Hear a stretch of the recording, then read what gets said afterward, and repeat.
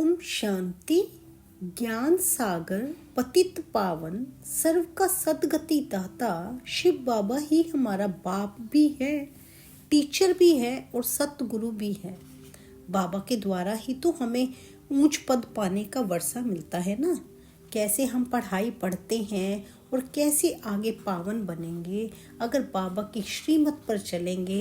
एक ही बात कहेंगे, बाबा आपका जो हुक्म बाबा कहेंगे, माना जो बाबा की श्रीमत होगी उस पर चलेंगे तो हमारा बेड़ा पार हो जाएगा। इसलिए बाबा कहते बड़ा बच कर रहना है, संग दोष से बच कर रहना है। अगर संग दोष से संभाल कर लेंगे तो फिर आप पावन बन जाएंगे, नहीं तो संग दोष से ही तो कहते हैं ना, संग तारे कुसंग डुबोए। तो इसलिए कुसंग से बचना है। आज 26 मार्च 2026 की सकार मुरली के मधुर महावाक्य हैं। बाबा कहते मीठे बच्चे, संग दोष से बचकर पढ़ाई पर पूरा ध्यान दो तो कोई भी तूफान आ नहीं सकते। बाकी माया को दोषी मत बनाओ। प्रश्न है, कौन सी एक बात सदा ध्यान पर रखो तो बेड़ा पार हो जाएगा? उत्तर है, बाबा आपका जो हुक्म। ऐसे सदा बाप के हुक्म पर चलते रहो तो तुम्हारा बेड़ा पार हो जाएगा। हुक्म पर चलने वाले माया के वार से बच जाते हैं, बुद्धि का ताला खुल जाता है, अपार खुशी रहती है, कोई भी उल्टा कर्म नहीं होता है। गीत है, तुम्हें पाके हमने जहां पा लिया, जमी तो जमी आसमां पा लिया। ओम शांति मीठे बाबा। बाबा कहते मीठे मीठे सभी सेंटस के बच्चों ने गीत सुना। सब जानते हैं कि बेहद के बाप से फिर से 5000 वर्ष पहले मुआफिक हम विश्व की बादशाही ले रहे हैं। कल्प हम लेते आए हैं, बादशाही लेते हैं फिर गवाते हैं। बच्चे जानते हैं अभी हमने बेहद के बाप की गोद ली है, वह उनके बच्चे बने हैं। है भी बरोबर, घर बैठे हुए पुरुषार्थ करते हैं। बेहद के बाप से ऊंच पद पाने के लिए पढ़ाई चल रही है।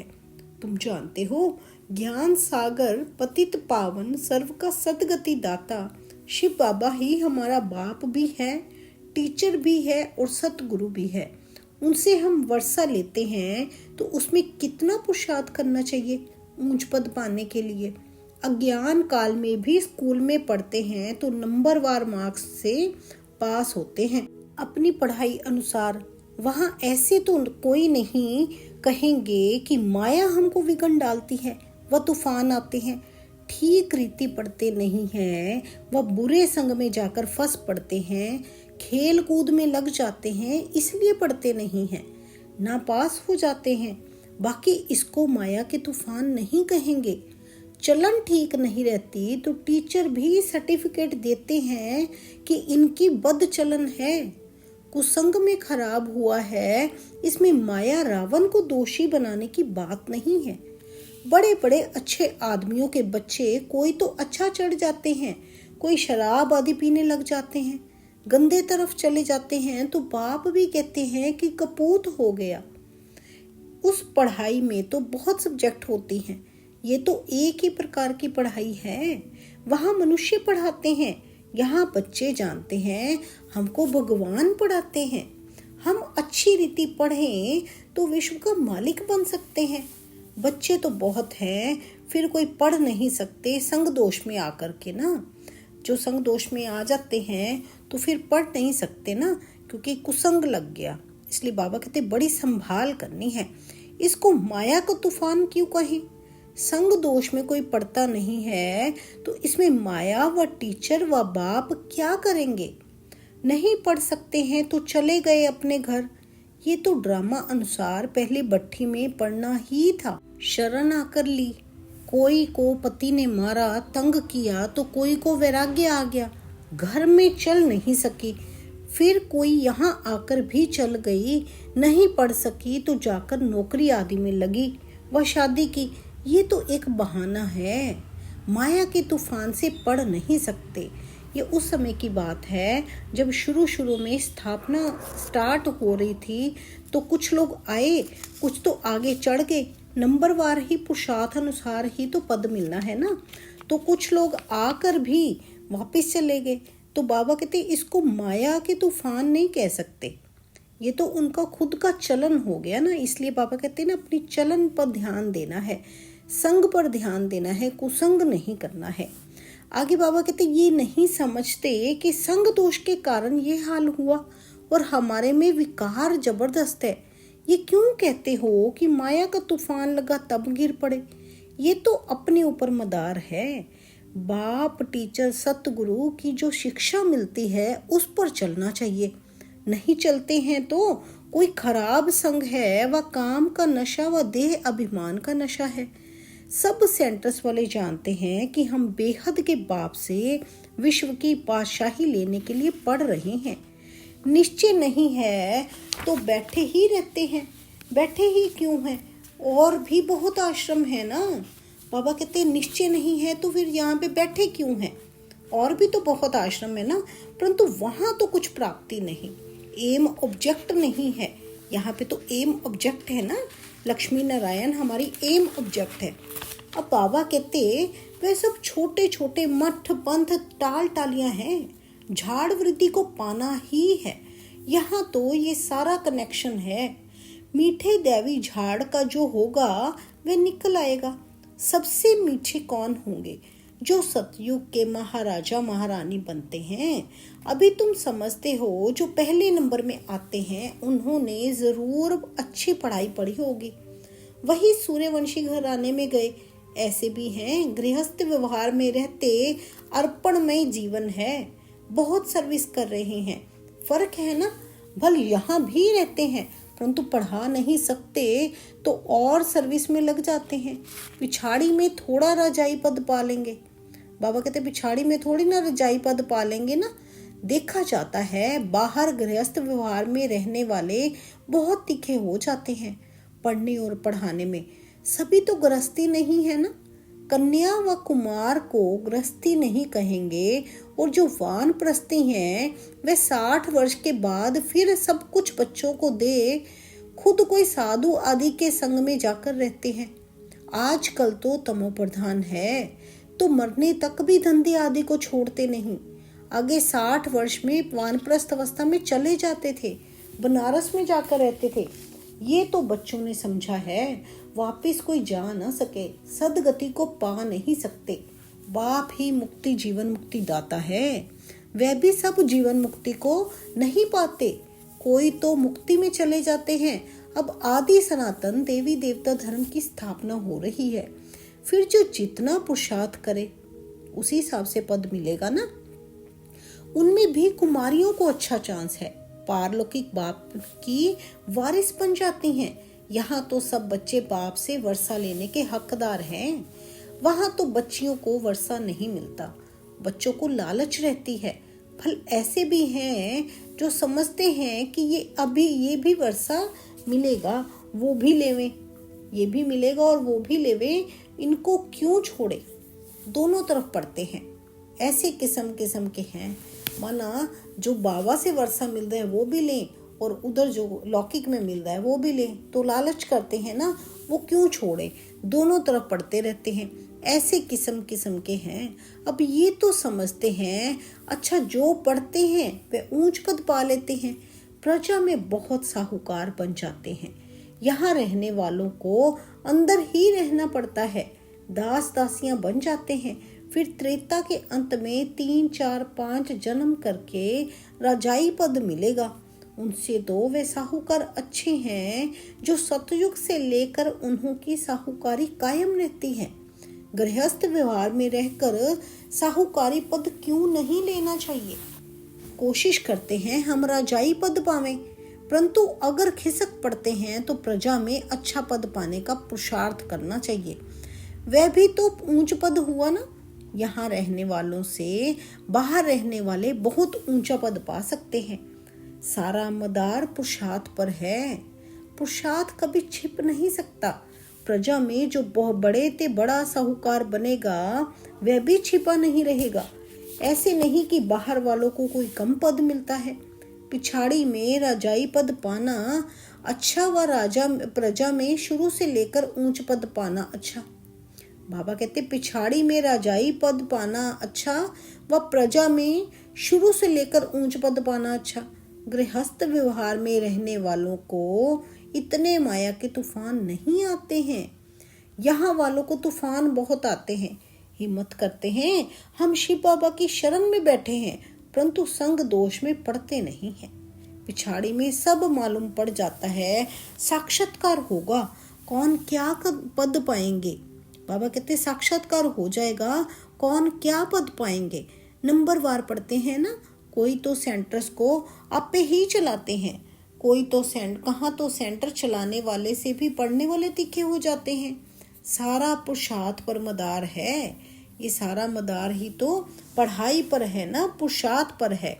ऐसे नहीं कि माया के तूफान आते हैं, नहीं, अपनी चलन ठीक नहीं है, श्रीमत पर नहीं चलते हैं। लौकिक में भी ऐसा होता है, टीचर व माँ बाप की मत पर नहीं चलते। तुम तो ऐसे बाप के बच्चे बने हो जिनको कोई बाप ही नहीं। वहां तो बाहर में बहुत जाना पड़ता है। कई बच्चे संग दोष में फंस पड़ते हैं तो नापास हो जाते हैं। ऐसे क्यों कहेंगे माया के तूफान आते हैं? ये अपनी मूर्खता है, डायरेक्शन पर नहीं चलते हैं, ऐसी चलन से नापास हो जाते हैं।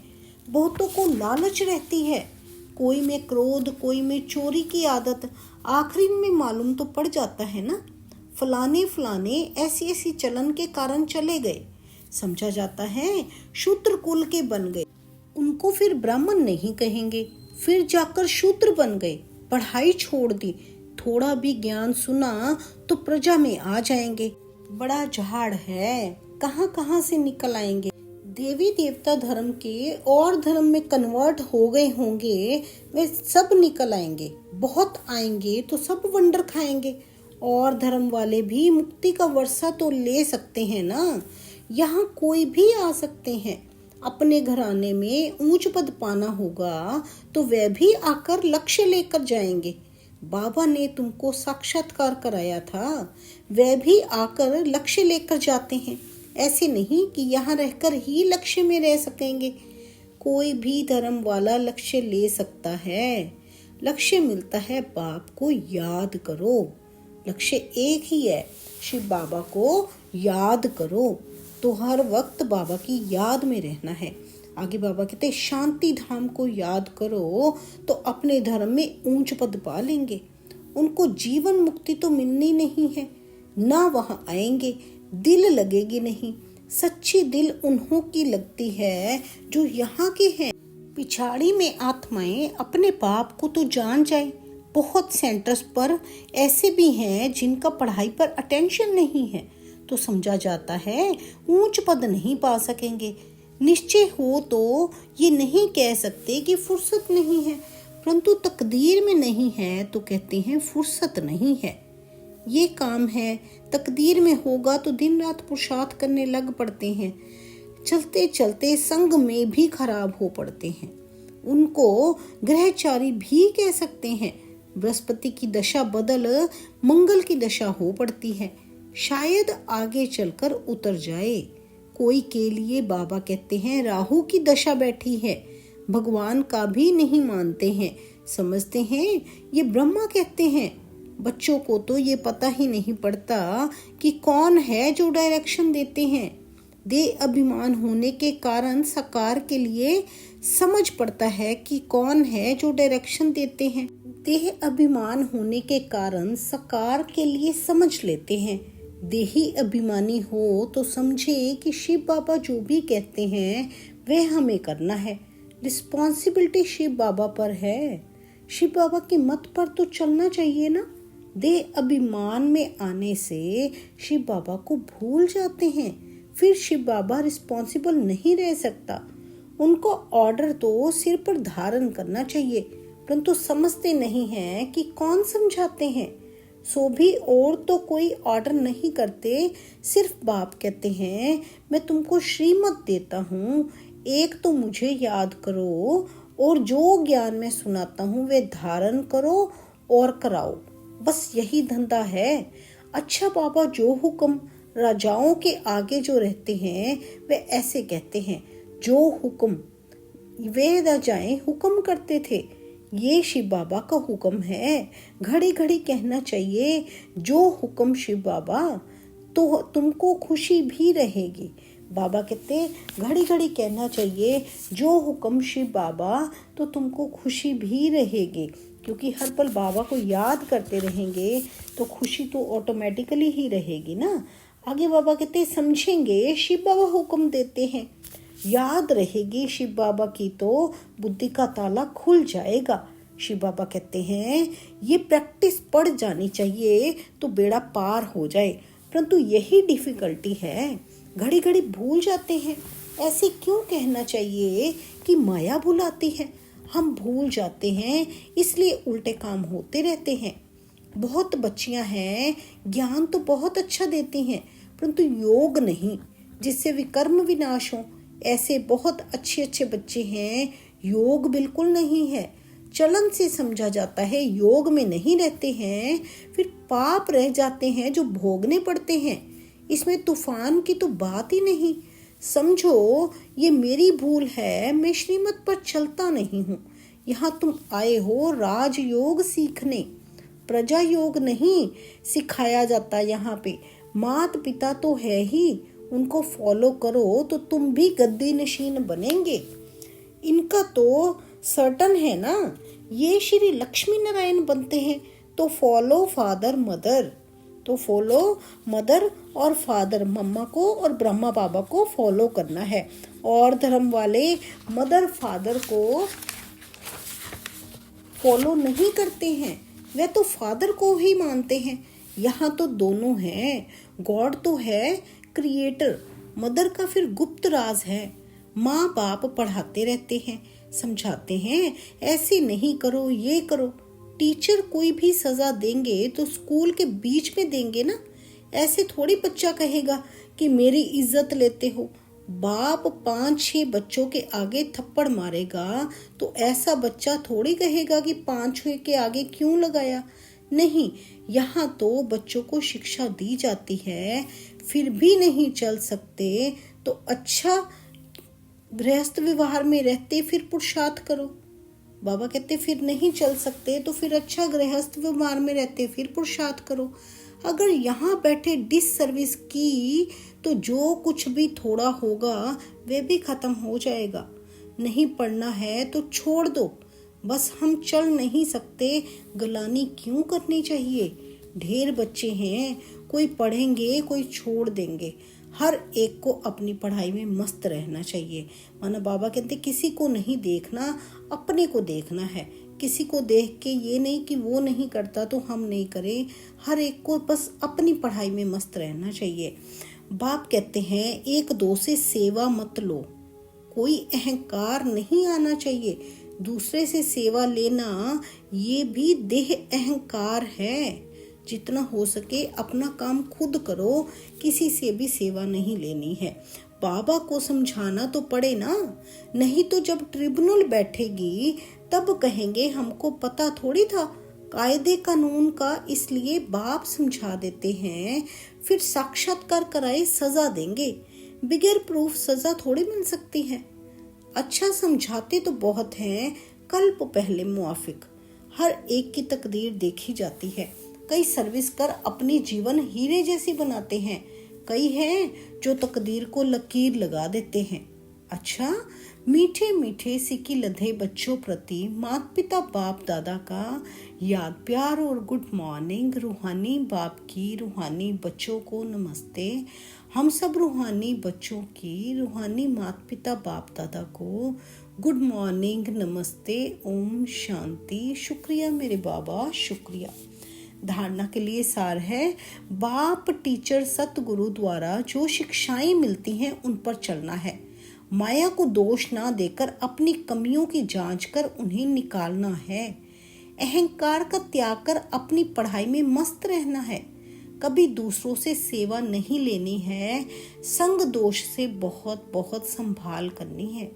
वरदान है, संकल्प के इशारों से सारी कारोबार चलाने वाले सदा लाइट के ताजधारी भव। जो बच्चे सदा लाइट रहते हैं उनका संकल्प व समय कभी व्यर्थ नहीं जाता। वही संकल्प उठता है जो होने वाला है। जैसे बोलने से बात को स्पष्ट करते हैं, वैसे ही संकल्प से सारी कारोबार चलती है। जब ऐसी विधि अपनाओ तब ये साकार वतन सूक्ष्म वतन बने। इसके लिए साइलेंस की शक्ति जमा करो तो लाइट के ताजधारी रहो। स्लोगन है, इस दुख धाम से किनारा कर लो तो कभी दुख की लहर आ नहीं सकती। इस दुख धाम से किनारा कर लो तो कभी दुख की लहर आ नहीं सकती। दुख धाम कौन सा है? यही जो साकार अभिवतन है, ये है दुख धाम ही तो है, दुख की दुनिया ही तो है। बाबा कहते हैं इससे किनारा कर लो। गृहस्थ व्यवहार में रहते भी इससे मतलब इसमें डूबना नहीं है। कार्य करते भी डिटैच होकर कार्य करना है, और जो अटैच होना है वो एक सिर्फ शिव बाबा के साथ ही अटैच होकर कार्य करना है ना। आगे अव्यक्त इशारा है आज का, निश्चय के फाउंडेशन को मजबूत कर सदा निर्भय और निश्चिंत रहो।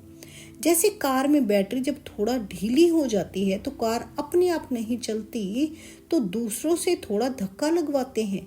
ऐसी जिस भी आत्मा में आपका फेथ हो और समझो इनसे हमको मदद मिल सकती है, तो उनसे थोड़ा सा सहयोग लेकर आगे बढ़ जाना चाहिए। कमजोरी की बात को ज्यादा नहीं सोचना, तब खुशी में आगे बढ़ते जाएंगे। बाबा कहते कमजोरी की बात को ज्यादा नहीं सोचना, तब खुशी में आगे बढ़ते जाएंगे। अगर कोई कमी कमजोरी है भी तो उसको भी किसी का सहयोग चाहिए, तो सहयोग लेकर आगे बढ़ जाना है, उसको दोहराना नहीं है। कमजोरी को नहीं सोचते रहना, खुशी में आगे बढ़ते रहना है। और हर पल एक बस बाबा की याद रहे और कुसंग से बचना है। अच्छा जी, शुक्रिया मेरे बाबा, शुक्रिया। ओम शांति, ओम शांति।